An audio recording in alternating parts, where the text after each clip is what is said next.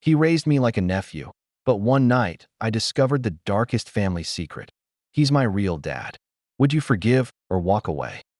I never thought one dusty cardboard box could flip my entire world upside down. I was cleaning out the attic in my parents' house, just trying to help my mom get rid of some junk. The heat was suffocating, dust hung in the air like a fog, and I remember feeling irritated because I just wanted to finish and go home. That's when I stumbled across a box that didn't belong. It was tucked far back, behind old suitcases and broken Christmas decorations, sealed with thick tape as if someone really didn't want it to be found. Curiosity got the better of me. I dragged it out, my hands shaking as I peeled the tape away. Inside were stacks of papers, yellowed with age, and a few photographs. At first, I thought it was just boring family documents, bills, maybe letters. But as I started flipping through them, my chest tightened. There were receipts, bank statements, even handwritten notes. The numbers didn't make sense. Thousands of dollars transferred to accounts I didn't recognize, written in my father's handwriting. And then the photos. Blurry, taken years ago, but one thing was clear, they weren't of my mom. My dad, younger, with another woman, his arm around her, smiling like he was living a double life. I in that attic, surrounded by cobwebs and silence. I felt the ground shift beneath me. My father, the man I admired, the man who raised me, wasn't who I thought he was. But the most haunting part? There was one picture of me as a little boy, standing with that same woman, and my father's handwriting on the back. Our boy, 2002. I froze. My heart stopped. What did that even mean? I just sat there in the attic, the photo trembling in my hands. My father's neat handwriting stared back at me, those three words echoing louder than the creaking wood above my head. Our boy, 2002. I kept trying to tell myself there had to be an explanation. Maybe it was some kind of inside joke. Maybe this woman was just a family friend. Maybe my dad's way of labeling things was strange. But deep down, I knew that wasn't true. I started digging deeper into the box, my pulse racing. There were more receipts, this time showing hotel stays in towns hours away from where we lived. Dates that overlapped with times I remembered him being away for work. There were even letters, not love letters exactly, but notes that sounded too intimate to ignore. Notes signed with initials that weren't my mother's. Every discovery made my stomach twist tighter. Then I found a birth certificate tucked between folders. My birth certificate, but it didn't look like the one I had at home. This one listed my father's name, yes, but the mother's name was smudged, faded, and it wasn't my mom's.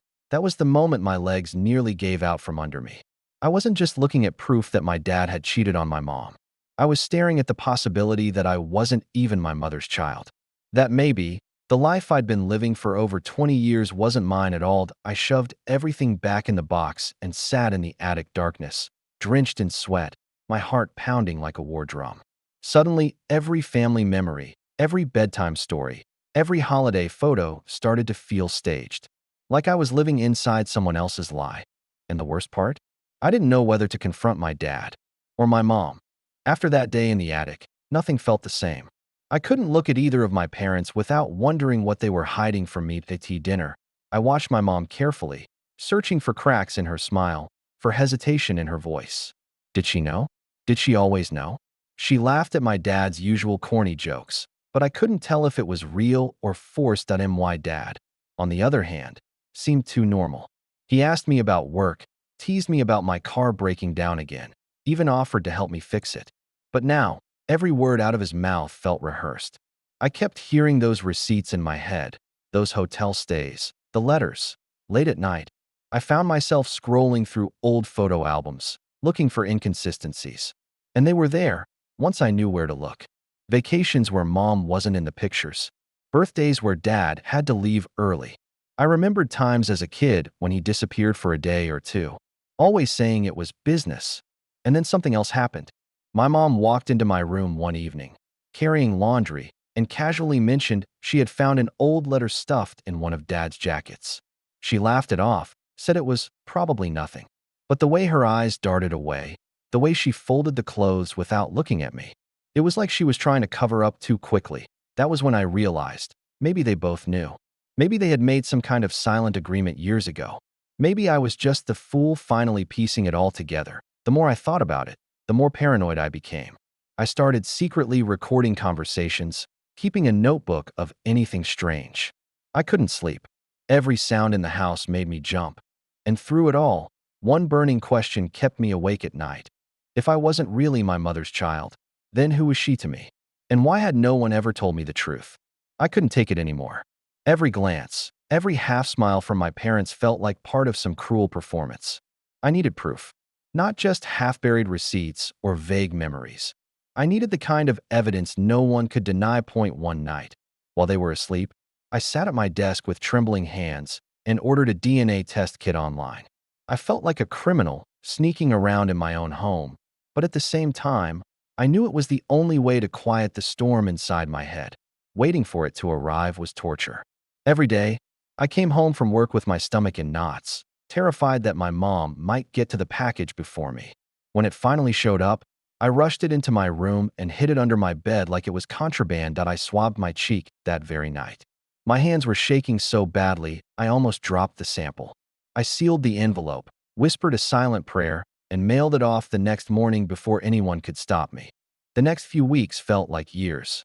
I avoided my parents as much as possible, afraid I might blurt something out in the heat of the moment. I obsessed over every interaction. My dad's casual tone suddenly felt loaded, like he knew I was onto him. My mom's constant hovering started to feel less like love and more like surveillance. Finally, the email came. My heart was pounding so hard I could barely read the words on the screen. The results didn't just confirm my suspicions. They shattered the foundation of everything I thought I knew about myself. According to the test, my mom wasn't my biological mother. The moment I read the words on the screen, my entire body went numb. It felt like someone had pulled the ground out from under me, and I was free falling with no bottom in sight. Not a biological match. The phrase repeated in my mind like a broken record, each time heavier, sharper, more brutal. That I just sat there, staring at the glow of my laptop, unable to move. My hands were cold, clammy, and my heart was racing so hard I thought I might actually pass out. For years, I'd brushed off the little signs, the differences in appearance, the weird tension during family stories, the way my mom sometimes looked at me with an expression that wasn't quite maternal, more like guilt. Now it all came crashing back with terrifying clarity. That I pushed my chair back and stood up, pacing around my room like a caged animal. Every memory I had with her, every holiday, every bedtime story suddenly felt tainted. Were those hugs real, or were they a performance to cover up a lie? Did she love me, or was she just trying to protect her secret? I tried to breathe, but it came out ragged, almost panicked. I sat on the edge of my bed, pressing my palms to my face. And I could still see flashes of my childhood, her brushing my hair when I was little, bandaging my scraped knees, whispering goodnight before turning out the lights. And all I could think was that my mother? Or just a woman pretending? Anger surged through me, hot and bitter. How could she look me in the eyes every day knowing the truth? How could she smile at me, comfort me, and let me believe she was the one who brought me into this world? But beneath the rage was something worse, an aching, hollow grief. It felt like I'd lost my mother right there in that moment, like the woman I thought I knew had died, and in her place stood a stranger who had been lying to me my entire life. That I wanted to scream. I wanted to confront her. I wanted to demand answers, but at the same time, I was terrified. What if the truth was even uglier than I imagined? What if this secret went deeper than I could handle? I stared at my reflection in the mirror, searching for answers in my own face. My jawline, my eyes, my nose, features I had always assumed came from her side of the family. Now, none of it made sense. I felt like a puzzle piece that didn't belong in the picture I'd been forced into. That night, I didn't sleep. I lay awake in the darkness, staring at the ceiling, my chest tight with betrayal and confusion. One question kept haunting me, gnawing at me until the early hours of the morning. If she wasn't my mother, then who was? The next morning, I woke up feeling like I hadn't slept at all. My head was pounding, and my body felt heavy, like I had been carrying a boulder through the night. The thought from last evening still echoed in my mind. If she isn't my mother, then who is? That single question was eating me alive. That I forced myself to move. The house was quiet, eerily quiet. My mom had left for work, and that gave me the perfect opportunity to start digging. If there were answers to be found, they had to be somewhere in this house. Tucked away in the places she thought I'd never looked. I started in the living room. opening the drawers of the old oak cabinet where she kept family documents and random papers. Birth certificates, school records, insurance forms, all neatly organized in folders. My hands trembled as I flipped through them, my eyes scanning every line like I was searching for hidden codes. And then I noticed it. My birth certificate. Or at least, what was supposed to be my birth certificate. The paper felt newer than I expected, almost too crisp, as if it had been replaced not too long ago. The signature at the bottom, the doctor's, looked slightly off, smudged, like it wasn't the original. My stomach dropped as I dug deeper, pulling out an old photo album. The kind she used to keep on the coffee table when I was a kid. Page after page showed pictures of me as a toddler, her arms wrapped around me, both of us smiling at the camera. At first glance, everything looked normal. But the more I stared, the more wrong it felt. There were barely any baby pictures of me.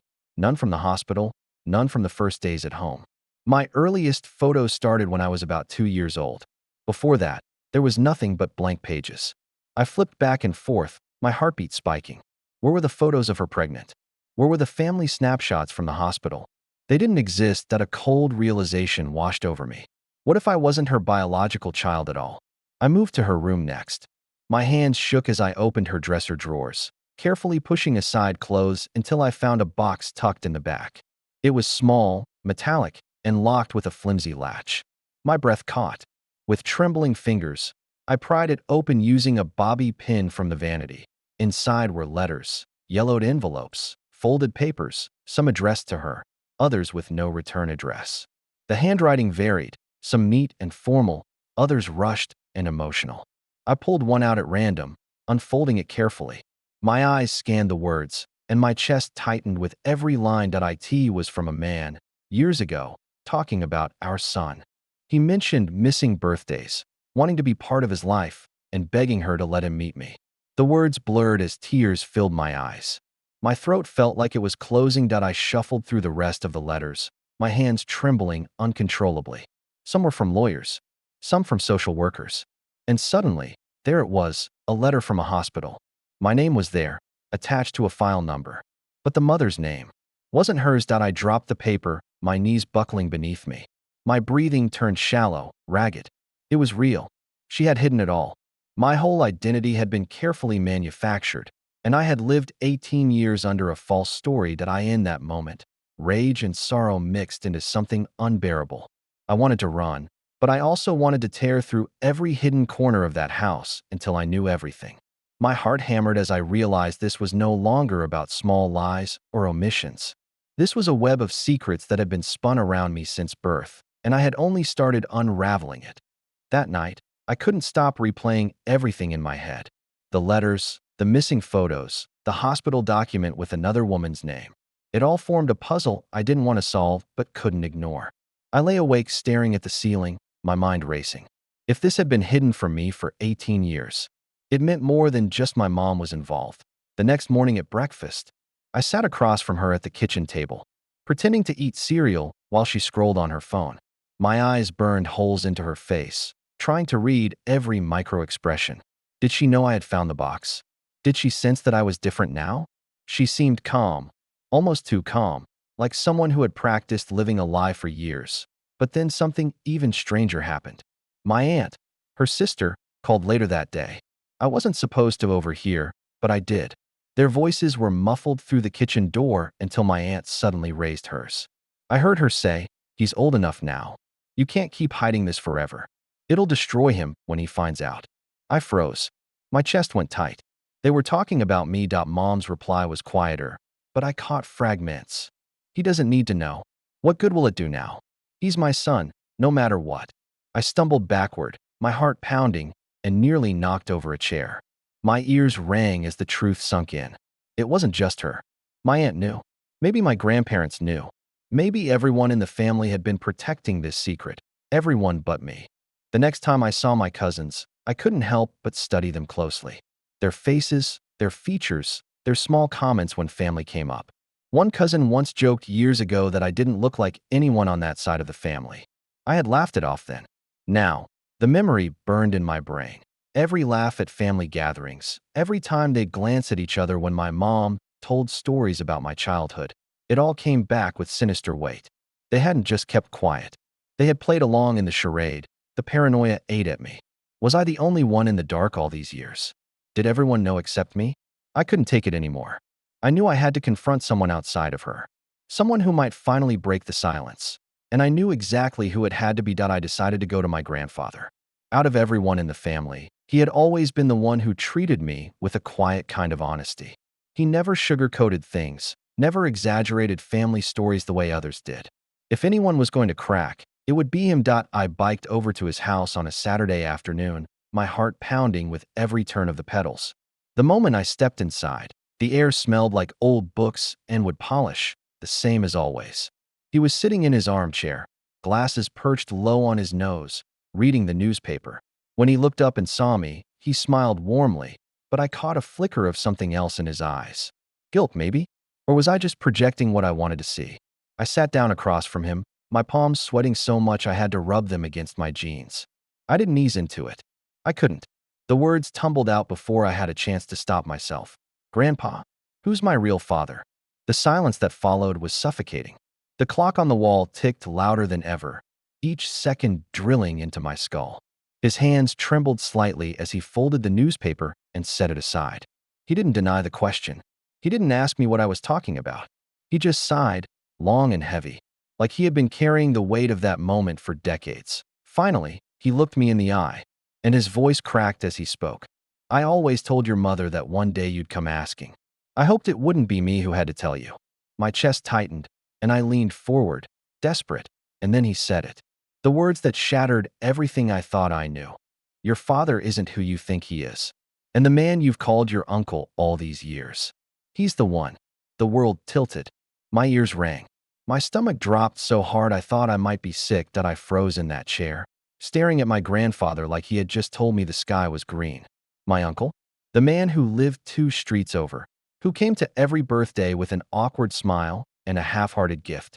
The man who never really treated me like a nephew, but never fully as family either? The room felt smaller, the walls closing in. My grandfather's words replayed in my head, each syllable burning deeper. Your uncle is your father. I forced out a whisper, my throat dry and tight. How? What? Grandpa leaned back, rubbing his temples as though trying to ease decades of buried tension.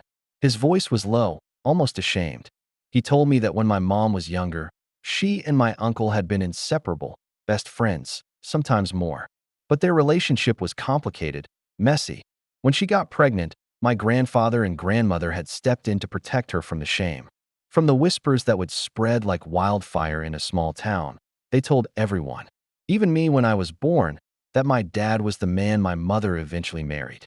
That man, the one I had grown up calling dad, had known the truth all along. He had agreed to raise me as his own to save face for the family. But my real father, the man I'd thought of only as uncle, had always stayed close enough to watch from the sidelines. Grandpa's voice cracked when he admitted that my uncle wanted to step forward more than once, but every time, he was told no, that it was better this way, cleaner, easier. That I couldn't breathe. The images of family barbecues, Christmas mornings, summer vacations, they all twisted in my mind like broken glass. My uncle, laughing in the corner, never too close, but never too far.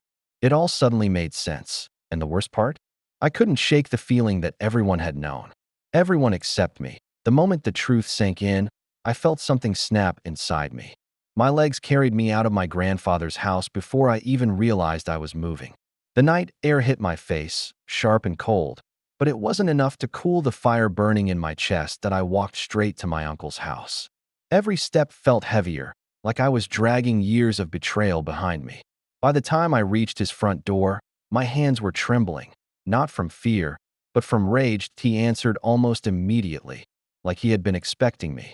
When our eyes met, I saw it, the flicker of guilt, of recognition, of something he'd been hiding all these years. That was all the confirmation I needed that I couldn't hold back. Words poured out of me like acid. I told him I knew. That Grandpa had spilled everything. That I had lived my entire life in a lie while he sat there, year after year, pretending to be just the uncle in the corner. My voice cracked as I asked him if it had ever killed him to watch me call another man dad. If he ever felt the weight of the silence he chose to carry, that he didn't try to deny it. He didn't even flinch. He just stood there, eyes shining with something between sorrow and defeat. Finally, he whispered, "I wanted to tell you, but they never let me." Hearing that only made it worse. It wasn't just that he lied. It was that he let everyone else decide for him. That he let me grow up blind while he lived in my shadow. The anger, the betrayal, the grief, it all boiled over. I told him I didn't know if I could ever forgive him. That maybe one day I'd understand. But right now all I could see when I looked at him was a stranger who had stolen something irreplaceable from me. The truth of who I really was that I left before he could answer. My whole body shook as I walked away. But one thing was clear. My life would never look the same again, that I haven't spoken to my uncle since that night. Some days, I wonder if I should have stayed and listened, if maybe there was more to the story than I let myself hear. Other days, I think it doesn't matter, because the damage was already done long before I was even born. Now, I look at my family with different eyes. Every smile feels staged, every story rehearsed, every silence filled with secrets I might never uncover. It's like I'm living in a house of mirrors, and every reflection shows me a version of myself I don't recognize. What hurts the most is not just the lie, but the choice they made to protect their own comfort instead of my right to know the truth. I wasn't a child anymore. I could have handled it. But instead, they let me grow into a man built on shadows. Sometimes, I catch myself staring in the mirror, searching for traces of him, the man who is both my uncle and my father. And every time, I wonder, am I destined to repeat the mistakes of the men who raised me? Or can I finally break free from the cycle of lies? So I'll ask you, what would you have done in my place? Would you confront him again, demand more answers, or cut him out completely? Because right now, I don't know if I'm looking at family or at betrayal carved in blood. Thank you for watching this story on True Tales Hub. Please like the video, subscribe to the channel, and turn on the notification bell so you won't miss our next story that we post new tales twice a day, and each one comes with unexpected twists you won't see coming.